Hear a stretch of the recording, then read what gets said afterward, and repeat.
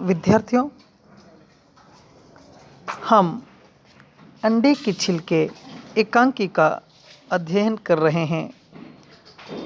इससे पूर्व के अध्याय में हमने देखा था कि श्याम जो कि वीना का देवर है, उसमें नटखटपन है, बालपन है और सहज देवर भाभी का जो रिश्ता और उसमें जो मजाक मस्ती होती है वह करता है और बातों ही बातों में अपनी भाभी के समक्ष वह अंडे के हलवे की मांग रख देता है।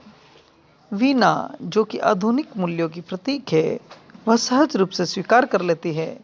यद्यपि श्याम को डर है कि कहीं उनकी माँ को पता न चल जाए, लेकिन वीना स्पष्ट तौर पे कहती है कि यदि खाते हैं तो खाते हैं, उसमें छुपाने की कोई बात नहीं है।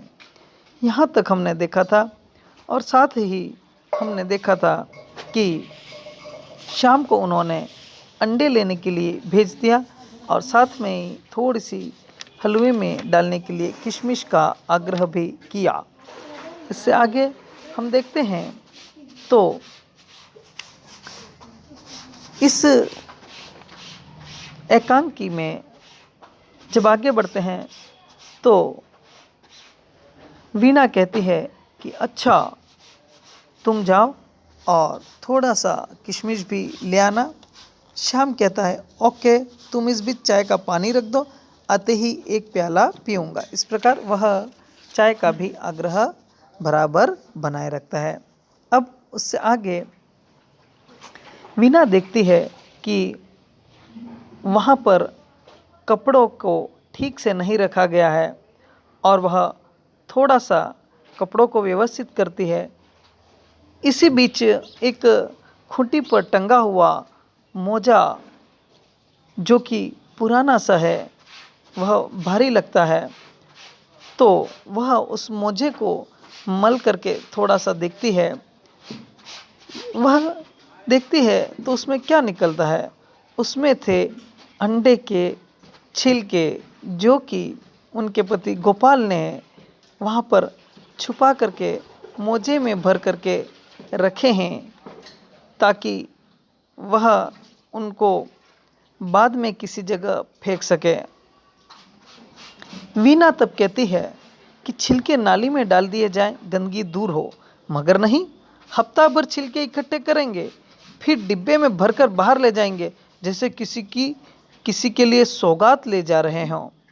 और इस प्रकार वह मोजा कोने में डाल देती है।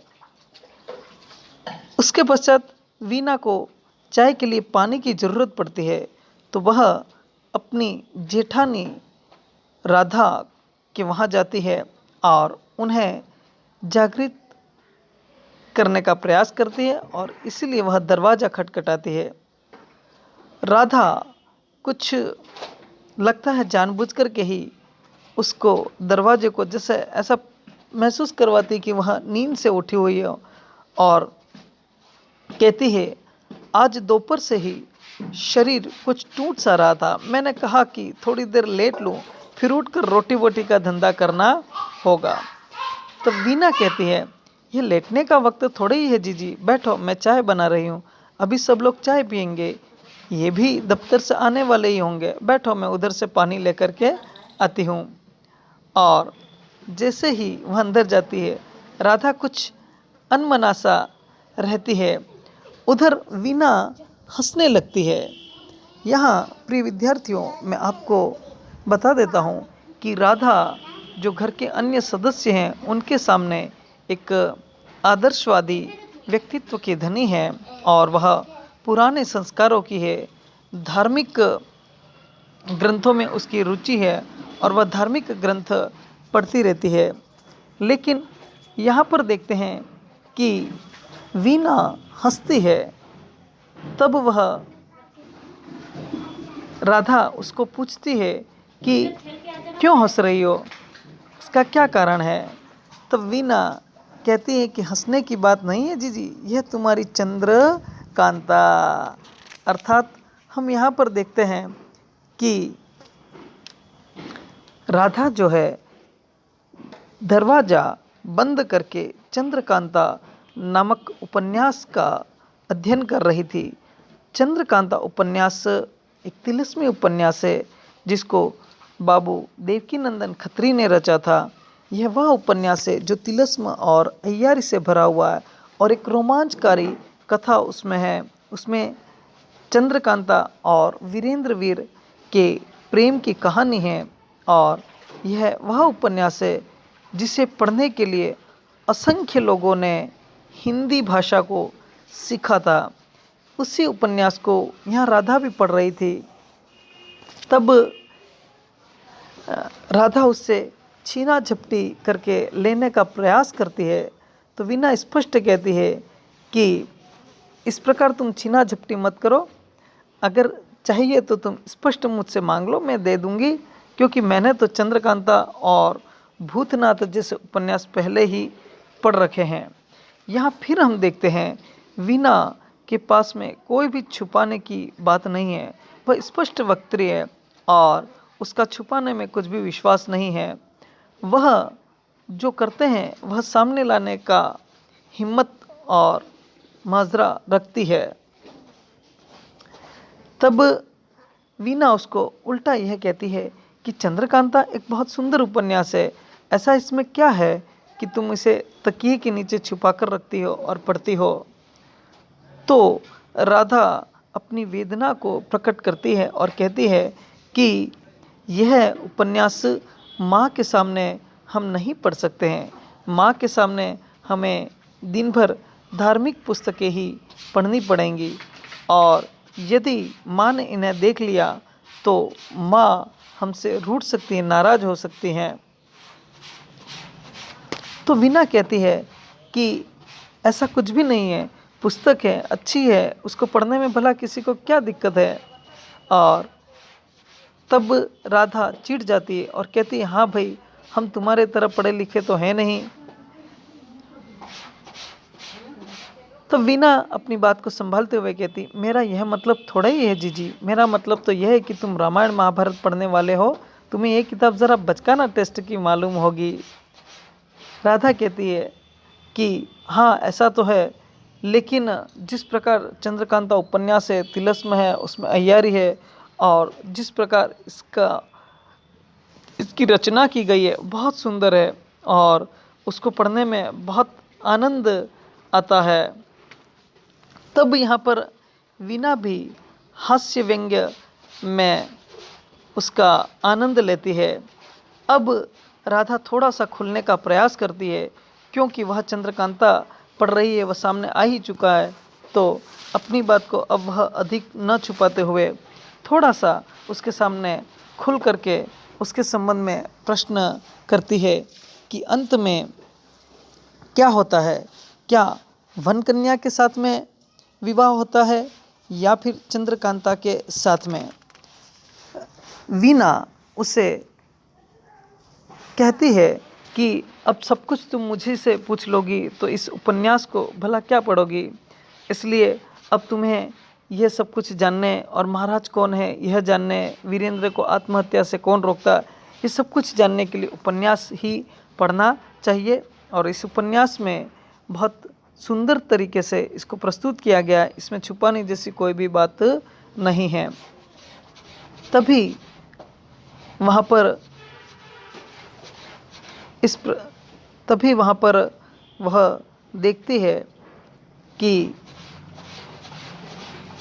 वह स्टोव शुरू करके आई है, तो वो वहाँ से पानी ले जाती है और इसी बीच गोपाल का आगमन होता है।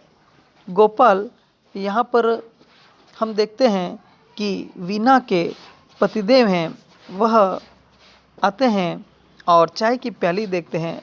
तब वीना उनको कहती है कि आप गलतफहमी में मत रहिए, यह शाम के लिए बन रहा है और आपको भी एक प्याली मिल सकती है।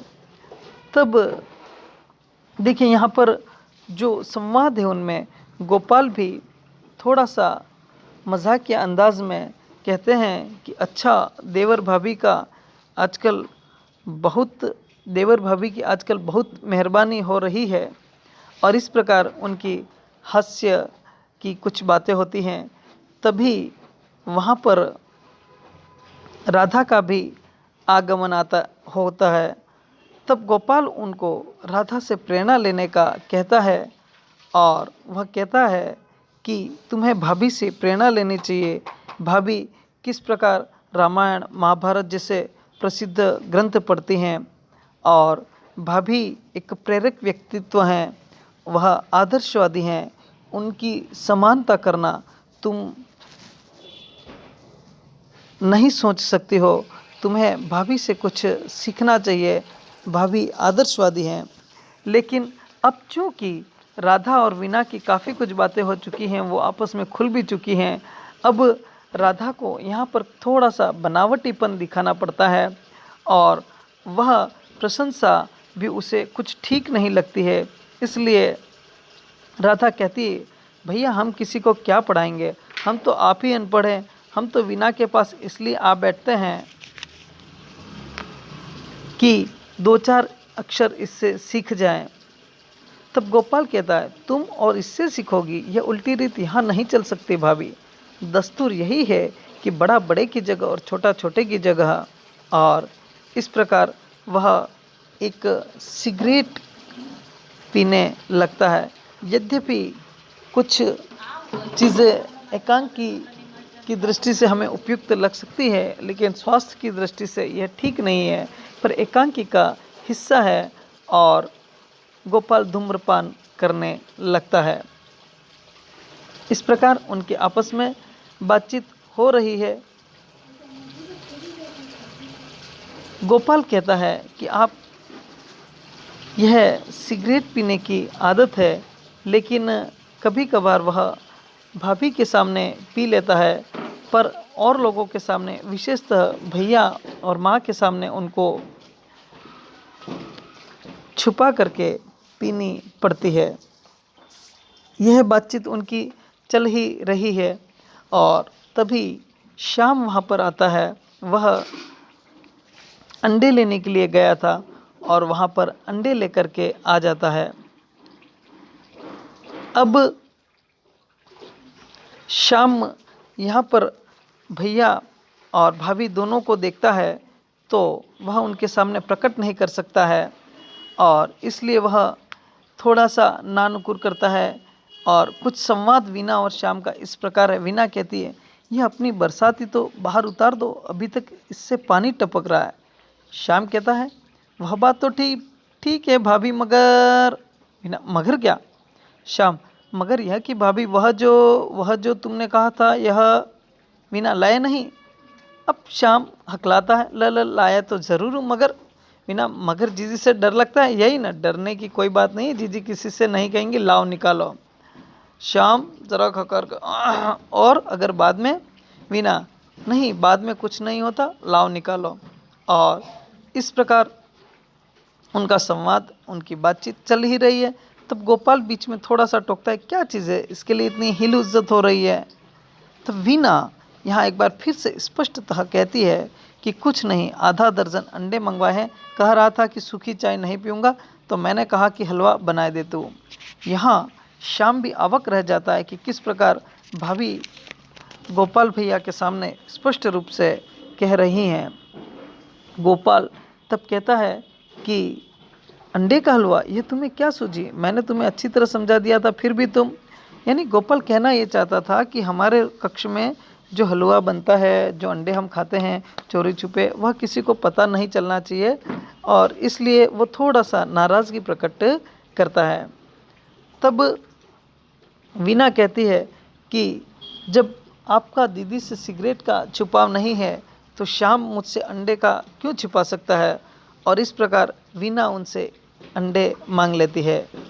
और तब गोपाल भी उनकी बात श्याम के आगे खुलने के कारण थोड़ा सा अव्यवस्थित हो जाते हैं और एक आवरणी ढंग से कहते हैं, देखो वीना, मैंने तुमसे कहा था कि घर में यह चीज़ ठीक नहीं है। आदमी बाहर जाकर खा ले वह और बात है, मगर घर में वीना स्पष्ट रूप से कहती है, घर में घर के आदमी देख लेंगे, इतनी ही तो बात है ना, तो जीजी से तो किसी बात का पर्दा है नहीं। ये आज न देखती तो किसी और दिन देख लेती। जब रोज सवेरे गोपाल, अल्ल क्या पक रही हो, कुछ होश की दवा करो। राधा, सच पूछो गोपाल, तो हमें इस चीज़ का पहले से ही पता है।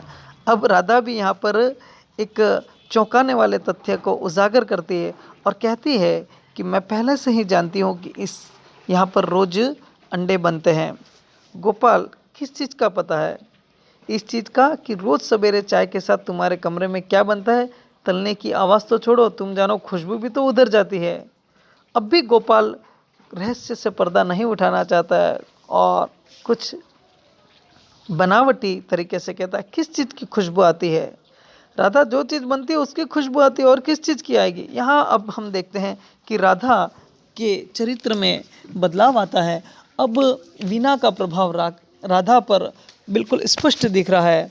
अब धीरे धीरे जो राधा के मन में बसे पुराने संस्कार हैं उनको वह छोड़ करके वीणा की तरह निर्भीक और स्पष्ट वक्त्री बनना चाह रही है। यहाँ एकांकीकार ने यह प्रयास किया है कि जो वीणा के आधुनिक मूल्य हैं उनका संस्कार किसी और में भी आए, और उसके लिए उन्होंने पात्र चुना है राधा को। और राधा इस तरह स्पष्ट कह देती है कि तुम्हारे कक्ष में रोज प्रातः जो अंडे बनते हैं उनकी खुशबू हमारे तक आती है, और हम जानते हैं कि तुम्हारे कक्ष में रोज यह बनता है। राधा बात काट कर, ना हम कभी नहीं खाते, चाहे हमें किसी की कसम दिला तो खुशबू तो तुम जानो हर चीज़ की अलग होती। खाया नहीं है तो क्या? राधा कहती है कि मैं खाती नहीं हूँ, लेकिन मुझे पता है। तब श्याम भी उनके कुछ इस तरह से मज़े लेता है। सूंघा भी नहीं बड़ी भाभी, तुम्हारी नाक बहुत तेज है। और इस प्रकार उनकी बातचीत चल रही है। प्रिय विद्यार्थियों, आज के प्रकरण में हम यहाँ तक ही देखेंगे। अगली कड़ी में हम इससे आगे देखने का प्रयास करेंगे।